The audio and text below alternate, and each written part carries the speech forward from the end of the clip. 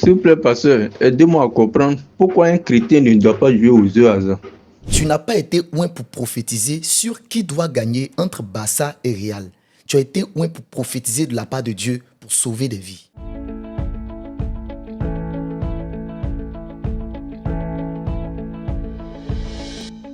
Nous sommes de retour dans Aide-moi à comprendre, le podcast qui répond sans détour aux questions que tu te poses sur la vie chrétienne. Ah, aujourd'hui, la personne qui m'a posé question, ça là, elle veut me crucifier même. Elle est en train de me livrer en sacrifice vivant. La Bible dit dans Lévitique 19, 26 que vous n'observerez ni les nuages ni les serpents pour en tirer des pronostics. Les amis, Satan est rusé. Les choses qu'il sait que Dieu a interdites chez les humains, il les met dans le divertissement et puis nous les donne comme si c'était quelque chose de normal. Donc on aura l'impression que c'est normal, mais ce n'est pas normal devant Dieu. Sachez que la rébellion contre Dieu ne commence pas là où on pêche. Il y a des gens qui ont des défauts, qui ont des défaillances et qui pêchent. La rébellion commence là où tu commences à justifier le péché comme une norme. C'est-à-dire que tu pêches et puis tu vas justifier que ce que tu fais là, c'est normal, c'est une chose qui est bonne à faire. C'est à partir de là que Dieu te voit comme un rebelle. Avant, les sorciers et les mages, dans certaines cultures, observaient les nuages ou les mouvements des serpents pour définir ce qui allait arriver dans un avenir proche ou lointain. Et pour ce faire, ils partaient même souvent faire des offrandes, soit de pierres précieuses ou soit en versant le sang pour deviner. Donc en réalité, ils rentraient en contact avec des esprits divinatoires pour prophétiser. En fait, c'est une façon de prophétiser, mais pas avec l'esprit de Dieu, mais avec un esprit divinatoire. C'est ça qu'on appelle deviner, d'où provient le nom devin. Aujourd'hui, le diable, dans sa ruse, a substitué ces choses-là par une autre forme de divination. Donc, on n'observe plus de nuages, ni des serpents, on observe maintenant des jeux.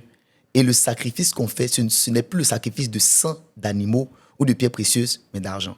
Donc, ça veut dire que le fait que tu partes mettre de l'argent dans un jeu, en observant et en devinant, peut-être que tu ne te rends pas compte, mais tu es en train de prophétiser d'une certaine manière et tu rentres en contact avec des esprits divinatoires. Oui, je sais, j'exagère, mais vous êtes en train de deviner et vous rentrez en contact avec des esprits divinatoires.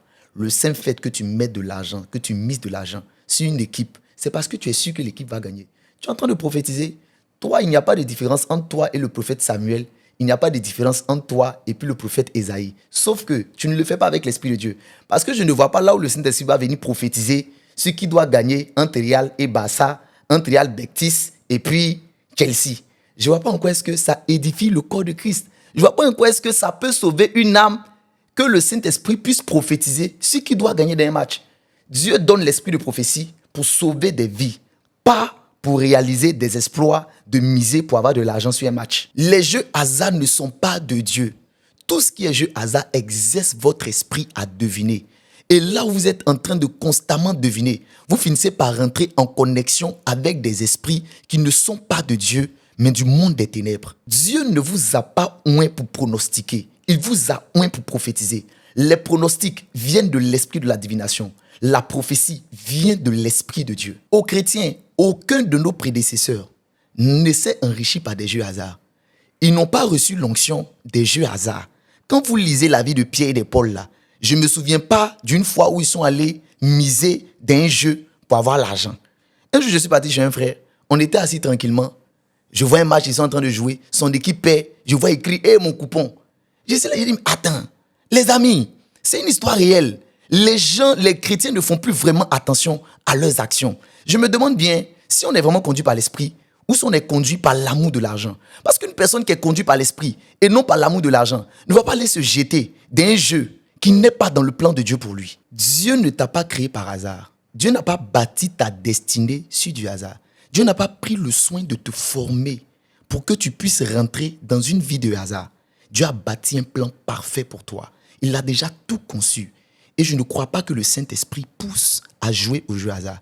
Je sais que le Saint-Esprit pousse à travailler avec des mains diligentes. Je sais que le Saint-Esprit pousse à travailler dans une activité noble. Mais que le Saint-Esprit te pousse à aller miser sur un hasard, je ne pense pas. Dieu bénit encore et il rend prospère.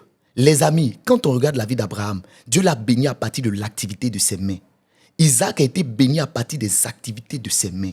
Jacob a été béni parce qu'il conduisait un troupeau. Donc tous ceux qui ont été bénis et qui ont prospéré par le Seigneur ont prospéré par des travaux nobles, des mains.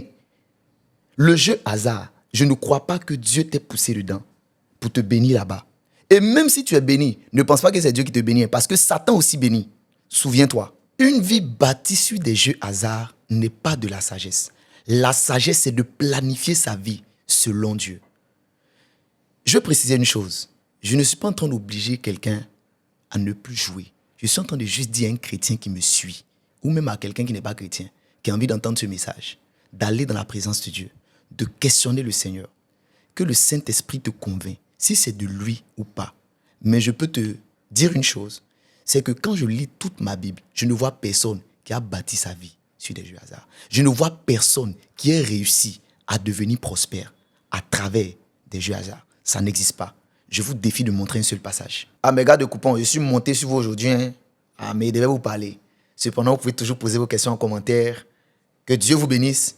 Mais pas de l'argent de coupon, oubliez ça. À bientôt.